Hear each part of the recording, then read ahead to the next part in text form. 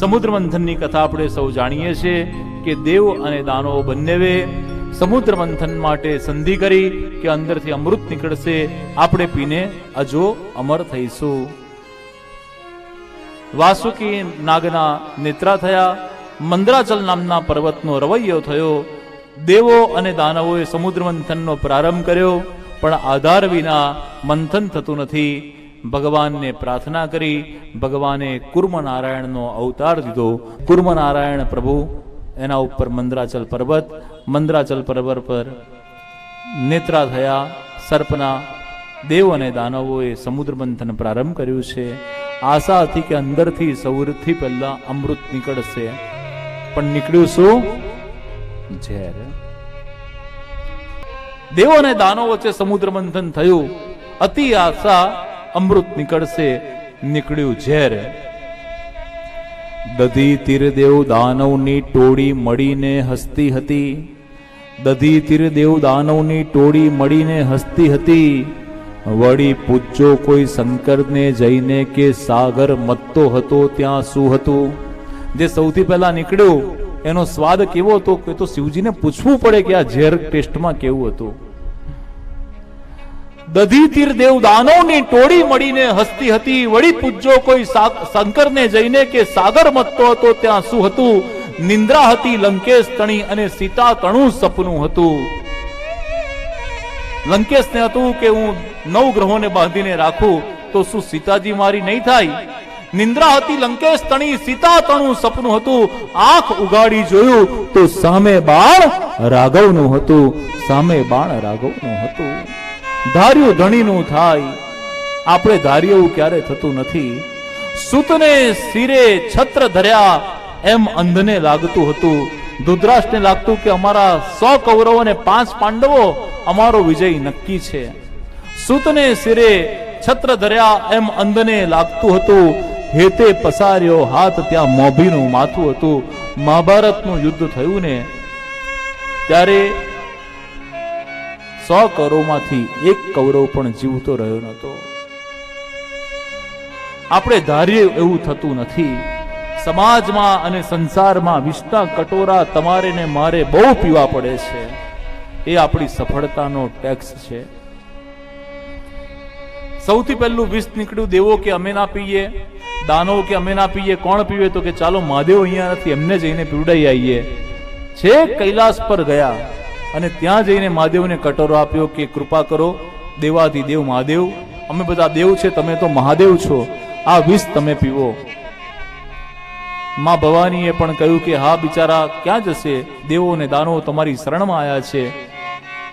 પ્રભુએ કૃપા કરી વિષનો કટોરો લીધો અને વિષનું પાન કર્યું. માં ભવાનીએ કંઠની અંદર રોકી દીધું અને ભગવાન નીલકંઠ કહેવાયા. બોલો શ્રી નીલકંઠ મહાદેવ કી જય. પત્નીનો સહકાર હોય ને તો આ વિષના કટોરા પીવાય.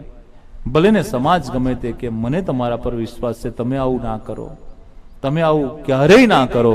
સંપૂર્ણ વિશ્વાસ. પત્ની ઉપર પતિને વિશ્વાસ હોય.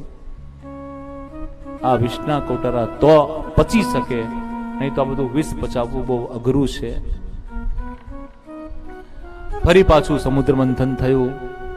ઐરાવત હાથી નીકળ્યો, કૌસ્તુભ મળી નીકળ્યો, પારિજાતક વૃક્ષ નીકળ્યું. બધું દેવોએ લીધા કર્યું. દાનવો કહે છે કે બધું નીકળે તમે લો છો, ઘોડો નીકળે તમે, કામધેનુ ગાય નીકળે ઋષિમુનિ. હવે જો ઝેર નીકળ્યું તો શિવજીને આપ્યું, પણ એક ચિંતન એવું કરવા જેવું છે બ્રજેશભાઈ, એના પછી ગાય નીકળી, ઘોડો નીકળ્યો, હાથી નીકળ્યો, કૌસ્તુભ મળી નીકળ્યો. તો કોઈએ એવું કીધું કે એમણે ઝેર પીધું છે, ચાલો એમને ગાય આપી આવીએ. બિચારા નંદી પર ફરે છે, એના કરતા ગાય પર ફરે. કૌસ્તુભ મણી ચાલો ને જઈને આપી આવીએ. ઝેર આપવા ગયા તો બાકીનું આટલું બધું નીકળ્યું, તો એમાંથી કઈ એમણે ભીટ આપવી જોઈએ કે તમે ઝેર પીધું છે તો તમે આ પણ રાખો. સમાજ કેવળ ઈર્ષાની નિંદા જ કરે છે. બીજું કઈ સારું થાય ત્યારે તમારી પ્રશંસા કરે, પરંતુ એ બધી પ્રશંસા તમારી વ્યર્થ ખોટી પ્રશંસા છે. સારું થાય ત્યારે કોઈ આવતું નથી.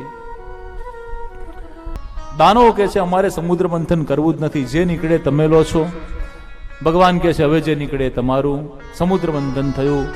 વારુણી નામની મદિરા નીકળી. મદિરાનું પાન દૈત્યોએ કર્યું. વારુણી મદિરા પી અને બધા છાકટા થયા. સમુદ્ર મંથન થયું. ધન્વંતરી ભગવાન અમૃતનો ઘડો લઈને નીકળ્યા. વિષ્ણુ ભગવાને મોહિની સ્વરૂપ ધારણ કર્યું. મોહિની સ્વરૂપ ધારણ કરી અને પ્રભુએ બધાને મોહમાં પાડ્યા અને દેવોને અમૃતનું પાન કરાયું અને દાનવોને વારુણી મદિરા પીવડાવી. દેવો અમરત્વ પ્રાપ્ત કરે છે. અમૃત વેચાતું તું તારે એક દૈત્ય સૂર્ય અને ચંદ્ર વચ્ચે આવીને બેસી જાય. મોહિની સ્વરૂપ પરમાત્મા એ રાક્ષસનો પણ વધ કરે. અમૃતનું બિંદુ એના મુખમાં આવી જાય. ગ્રહોની અંદર ભગવાન એને સ્થાન આપે. રાહુ અને કેતુ કહેવાય. પંગતમાં બેસી ગયા પછી એકને પીરસો ને બીજાને ન પીરસો એ નિયમ વિરુદ્ધ છે. એટલે ભગવાનને ખબર હતી કે દૈત્ય છે, પણ પંગતમાં બેસી ગયો છે એટલે પછી પંક્તિ ભેદ ના થાય. એકને લાડુ આપો ને બીજાને ના આપો તો. એટલે ભગવાને એને પણ અમૃત પીવડાયું, પરંતુ તરત જ મસ્તકથી છેદ કરી દીધો, ધડથી અલગ કર્યો અને ગ્રહમાં સ્થાન આપ્યું. બ્રહ્મા મુરારી ત્રિપુરાંતકારી ભાનુ શશી ભૂમિ શુતો બુધસ્ય ગુરુશ શુક્ર શનિ રાહુ કેતવ સર્વે ગ્રહા શાંતિકરા ભવંતુ. આ રાહુ એ મસ્તક છે અને ધડ એટલે કેતુ છે. એટલે પત્રિકામાં રાહુ જે સ્થાનમાં હોય એનું સંપૂર્ણ ફળ મળે અને કેતુ જે સ્થાનમાં હોય એનું અતૃપ્ત ફળ મળે. રાહુ એકલું મસ્તક છે અને કેતુ ધડ છે. કેતુ સ્ટ્રેચ કરે. અમિતાભ બચ્ચનની કુંભ લગ્નની કુંડલી, લગ્ન સ્થાનમાં કેતુ, હાઈટ વધારે, ઊંચાઈ વધારે. આમ જ્યોતિષ એક વિષય છે અને એમાં બધા ગ્રહો પ્રમાણે તમારું ફળકથન થઈ શકે. રાહુ ક્યાં છે, કેતુ છે, એના દ્વારા સૂર્ય ચંદ્ર ઇત્યાદિ ગ્રહો દ્વારા. સમુદ્ર બંધનમાંથી લક્ષ્મીજી પણ નીકળ્યા. લક્ષ્મીજી હાથમાં વરમાળા લઈને નીકળ્યા. ભગવાનને ખબર હતી કે આમાંથી લક્ષ્મીજી નીકળવાના છે એટલે એમણે કૌસ્તુભ મણી પહેલા જ લઈ લીધો. વૈજંતી માળા પહેલા જ લઈ લીધી. પીળું પીતાંબર તો ભગવાન પહેરીને જ આવ્યા હતા. એટલે અપ ટુ ડેટ હંમેશા ફરવું. કપડા એકદમ સરસ ઇસ્ત્રીવાળા પહેરવા, સરસ મજાના ખેસ નાખવા, સરસ મજાની સાડી. આ બધી સાડી બહેનો છે ને તિજોરીમાં મૂકી રાખવા માટે નથી. બધી પહેરો સારી સારી સાડી. પ્રસંગમાં પહેરાય એવું કંઈ નહીં. આડે દિવસે બી પહેરો, મોજ કરો. અને ભાઈઓ પણ આ જીન્સના પેન્ટ ને ટી શર્ટ બધા પહેરો, તિજોરીમાં મૂકી ન રાખશો. સરસ મજાના જબ્બા કુર્તા, આ બધું ભગવાને પહેરવા માટે તમને આટલું બધું સુખ આપ્યું છે. પછી પહેરીશું, પછી પહેરીશું. રોજ જ આપણા માટે તો ઉત્સવ છે. રોજ જ પ્રભુનું નામ લઈએ છે તો રોજ સારા વસ્ત્ર પહેરો, રોજ સરસ તિલક કરો, રોજ સરસ નોન આલ્કોહોલિક પરફ્યુમ છાંટો, અત્તર છાંટો, સરસ મજાના તૈયાર થાવ, એવા રૂડા રૂપાડા લાગો અને રોજ સેલ્ફી લો અને રોજ અપલોડ કરો.